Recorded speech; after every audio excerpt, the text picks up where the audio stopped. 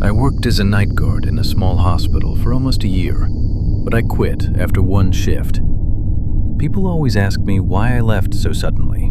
I never gave them a real answer. I just told them it wasn't for me. But the truth is, something happened that night that I still haven't fully made peace with. Most nights were quiet. After midnight, the place felt empty in a strange way. Not peaceful, just hollow. Not the kind of empty that feels restful, but the kind that makes you aware of every small sound your own body makes. The shuffle of your shoes, the way your jacket rustles when you turn.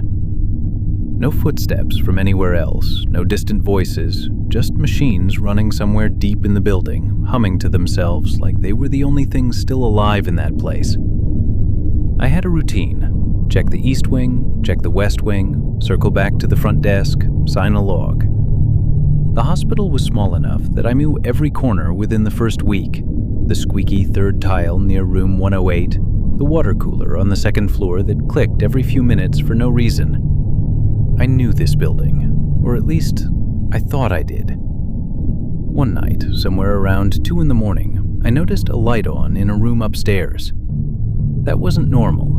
Everything was checked before the shift started, every room, every switch.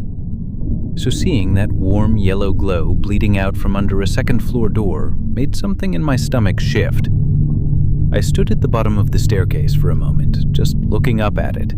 Then I went inside to turn it off. The lobby was silent when I stepped back in. Even the air felt still, heavy almost, like the building was holding its breath alongside me. I walked to the lift, pressed the button, and waited.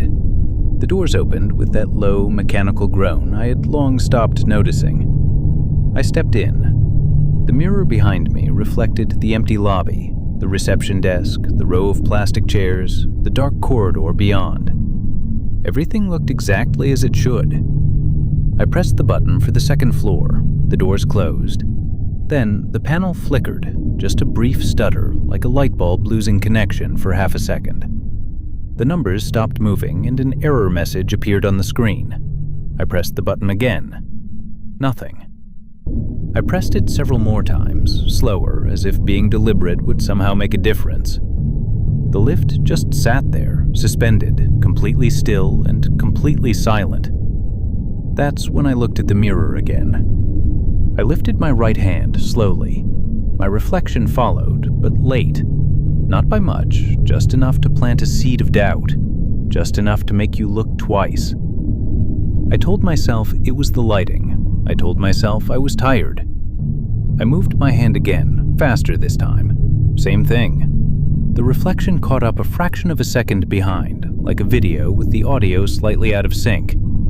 It wasn't copying me, it was reacting, like it needed a moment to process what I had done before deciding how to respond. My chest tightened in that cold, primitive way that lives somewhere below rational thought.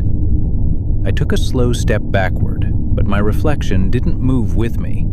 It stayed where it was, standing closer to the surface of the glass than I was actually standing in that lift, like it was trying to get a better look at me. That's when I stopped thinking clearly.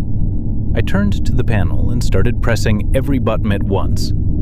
The screen scrambled, the lights flickered in a rapid, broken rhythm that made the mirror look like it was strobing. Then, without warning, the lift dropped, just a sudden sharp lurch downward, enough to send my stomach into my throat, followed by a hard stop that rattled through the floor and into my legs. The doors opened. I was back at the ground floor now, the same lobby I had walked through just minutes ago, somehow feeling like an entirely different place. I walked out of that lift without looking back at the mirror. I kept my eyes forward and moved toward the main entrance with the kind of forced calmness that is really just controlled panic wearing a thin disguise. But something made me turn around one last time. The lift was empty, the doors still open, the interior light flickering weakly. The mirror showed nothing, just a hollow rectangle of dark glass reflecting an empty box. I stood there a moment longer than I should have. Then I walked outside into the cold night air and looked up at the building. That room on the second floor, the light was off, like it had always been dark. like nothing had ever been on up there in the first place. I finished the rest of that shift sitting outside on the front steps. I never went back inside. I resigned the next morning, handed in my access card without a word of explanation, and never returned to that hospital again. Some nights, I still think about that mirror, about that fraction of a second between what I did and what it showed me.